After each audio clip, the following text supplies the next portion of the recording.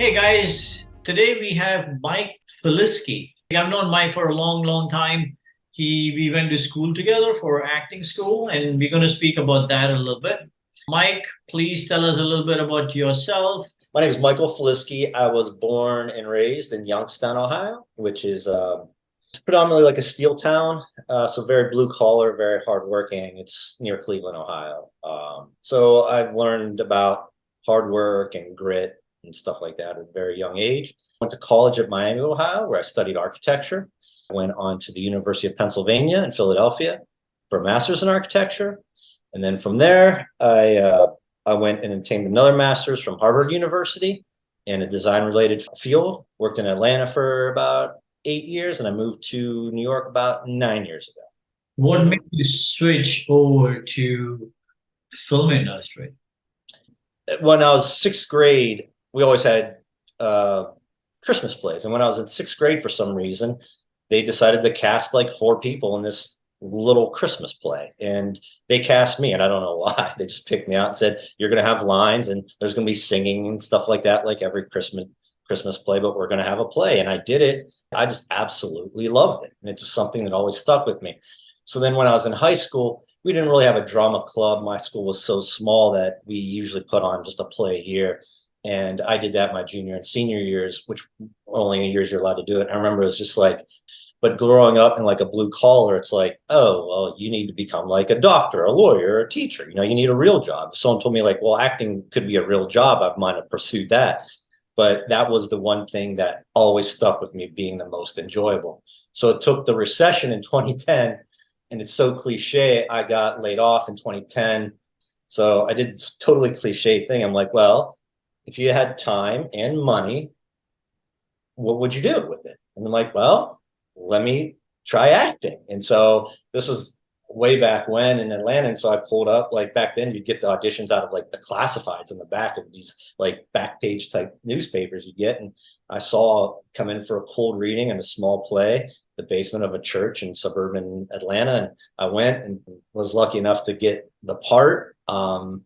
And I haven't looked back since. So Mike, that's great. I mean, I met you, I believe, in your early career of acting, I believe, because that's when I had decided to go to school for acting myself, and that's where I met you.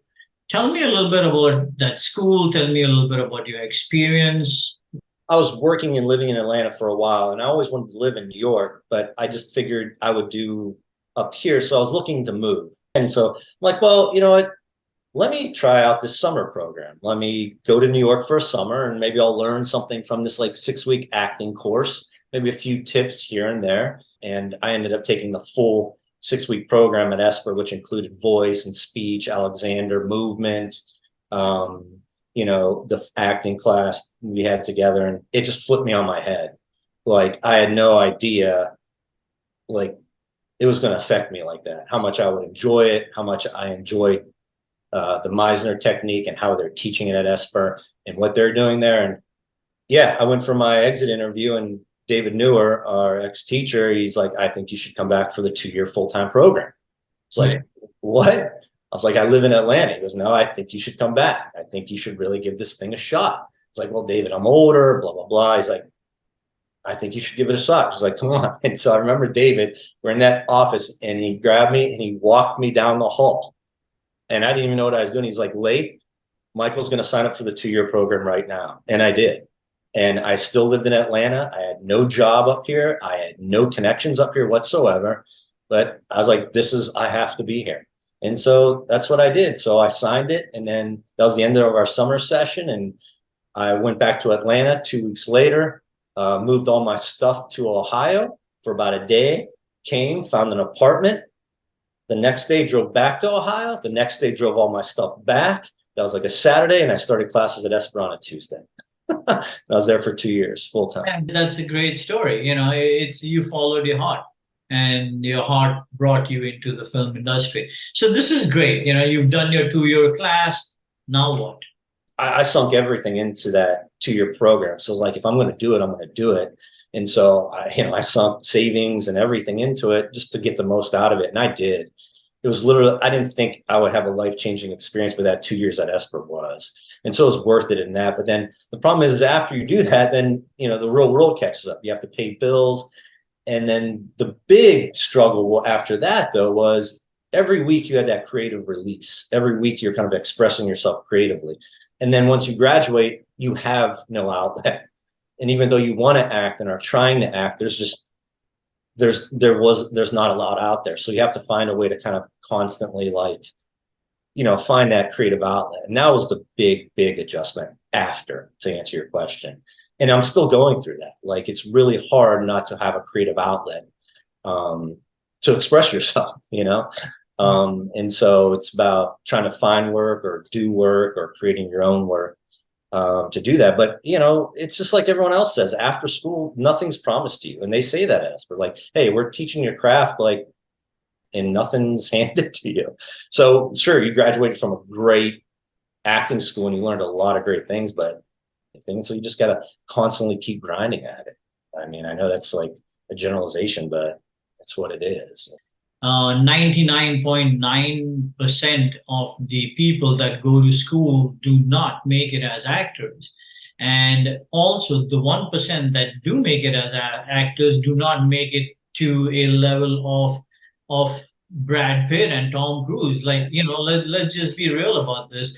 It's not a short-term industry. It is a long-term industry. And when I say long-term, I mean it's a lifelong commitment. You may succeed towards the end of your life, and that's also not a guarantee. You may not.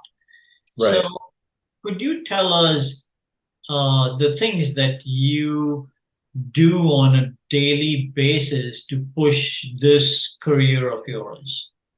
Well, I always try to stay fresh. So, I always try to be reading something. So I try to read a lot of novels or always be in a class or something to kind of just keep me sharp. Just constantly, every day, sometimes twice, 3 times a day, just seeing what roles are out there and applying. And, if I'm lucky enough to get an audition invite, send in self-tapes or go to tapes. But yeah, other than that, just trying to keep everything up to date and just keep it's frustrating because you just kind of keep, sometimes you'll apply for 15 things and you won't even hear anything back. And so you just got to keep going at it. I've known you, Michael, for a while now. And the only thing I can say to the audience about you is that you're very sincere.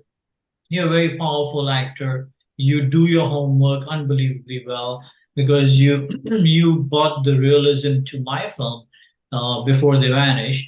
And after you did what you did, I mean, I've had questions from different industry people and regular general audience saying, how did you manage to work with the autistic actor? And I'm like, he wasn't autistic. He played the part. So you've done such an awesome job with that I believe it's coming from all your efforts of school and struggling and wanting to be, your passion. What would it be if we took away that from you? It'd be pretty depressing. Even though I don't get to do it as much as I do, there's still the hope of being able to do it. And sometimes even being able to work on an audition piece, because I just generally love doing it. But to answer your question, I don't know what my life would be like without acting. If someone told me I couldn't act, I guess I would just go into a design-related film that area that I'm used to. But honestly, I've never thought of that, Ijaz. Yeah, so I mean, it just goes to show you that you don't have a short-term want, so to speak. It just shows that you're going to be in this industry, whether or not you get to act every single day or whether you get to act once a year. It doesn't matter. You're in it for the long term. I've been interviewing creatives, and creatives are telling me that most of them say, hey, we're looking for an agent. And if the agent comes by, we will get more work. Is that true? Like a lot of things I've read from people that do have agents, they're still they do what I do. They're very active in finding their own work. And, a lot of people will even tell you, even though you get an agent, you still have to be very, very proactive with getting your own work. What do you do to get your own work? A lot of the work I've gotten is who you know. I've been in two or three films with you, and it's because I've known you and I knew you and I had a relationship with you. So that's usually how a lot of the work comes by. It's like, oh, I acted with Michael in this. He might be, and they might be talking to another director. He might be good for you at this, or so a lot of it comes from that. Or people, I take a lot of classes for marketing reasons, to be honest with you, because when you take classes, it gives you a chance to not only learn and perform, but it also it shows other people what you're capable of. Tell me a little bit about the film that we worked on together. What was your thought process when I approached you? And then also tell us about the preparation side of things as an actor. What did you do? I was really excited when you approached me because I thought it was a beautiful role, and I really loved the message you're trying to send. Obviously, my character, he was on the spectrum, and he did have some, I believe you wanted physical disabilities as well as mental disabilities. And so it was very difficult because I was excited about the role, but I was very scared and intimidated by it because I didn't want to paint people on the spectrum in a negative way at all. And I wanted to kind of shed light on how special they were instead of feeling bad for them. And so that was very tough for me. And so I just dug in and did as much research of autism and individuals on the spectrum that I could to kind of gain an understanding and give as much respect and authenticity I could to the role. And so that's what I did. And yeah, and I was unsure about it because it was unlike any other role I had.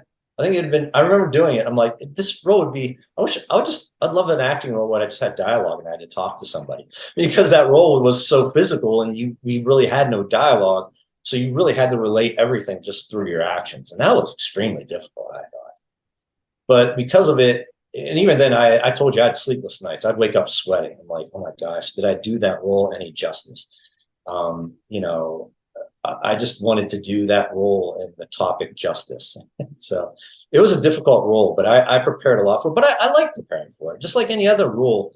And it kind of goes back to what we've talked about. I really love doing this stuff. I love acting. And so anytime I get to do it, I'm all in, man. I enjoy the process. I enjoy finding out my character, talking to the directors, talking to the writers if they're available, and figuring this thing out to make a project work and sing to affect people. I love that process. And so when I get a role like that, it's not work to me. It's fun, you know, and I really love putting my heart and soul into it. When we were preparing to do Before They Vanish, and the amount of research and the amount of work that you had done already on your character, as a director, it made me feel like I'm in such safe hands, you know? Yeah, to be honest, like theater is why I originally got into acting because as I told you, I was in that play when I was in sixth grade and in college, and then when I first started in acting in Atlanta, it was mostly stage work, which I love stage work. Still to this day, I just love stage work, and that's what got me into acting. The pandemic kind of really shifted to film and TV because the theaters, especially theaters I've kind of lived in, the realms are kind of off Broadway, off Broadway, and those theaters were more or less kind of decimated with the pandemic. Yeah. And so those small theaters that I used to kind of navigate through were kind of non-existent in these last couple of years. So there's been a big switch, especially from all the remote stuff from the pandemic, a big switch to self-tapes and film and TV. So I'm kind of getting into that too. And, you know, I've done films with you too. And I've always enjoyed, I love films. I love doing the process with film and TV. Tell the audience, you know, how do I become an actor in New York? What should my thinking be? If you want to come to New York to act, you have to be prepared for the next 5 years to not act. And if you're happy with that, then come to New York to act. Because, you know, people think there's a clear-cut path, or how do I get an agent? How do I break into industry? And if you talk to 15 casting directors or agents, they'll tell you 15 different things. And so there's not one clear-cut way of acting. We went to Esper. That was great for me, but it's not great for a lot of people. And there's tons of beautiful actors out there that didn't study the way I did. So it's different for everybody. So I would say there's this is not the answer they want, but there's no clear-cut answer to make it. There isn't. It's a hard industry. Bill Esper, who ran an acting studio for, I don't know, decades, his advice to actors were, if there's anything you could do instead of acting, then do that. Because it's a very difficult profession. It's a very difficult path. And it is. And I've been doing it started in 2010. This is my 14th year, and it doesn't get easier. And you even see interviews with people that have established themselves, and it's the same. It's just a constant struggle. You just constantly have to go at it, you know? And everyone's path is very, very different too. Some people get a job right off the bat, and some people don't. You have to be in it for your lifelong. If not, don't get into it. But you know what? If you love it, you love it. And for me, it's like, you know, these years are going to go by no matter what. So I might as well pursue something that I love doing. Because once in a while, I get a chance to do it, and it's worth it. If I get to act for 3 weeks in a stage play, it's worth the other 49 weeks of misery of the year. You know, trying to get that part. That is so inspiring, and I think that is so much said. Thank you for being on this channel, and I appreciate you. I appreciate you as a friend. I appreciate you as an actor, and thank you for giving us the insight. Oh, no, he does. Thanks. You know, I always love working with you. So it's always nice to be on the other side of a camera when I'm with you.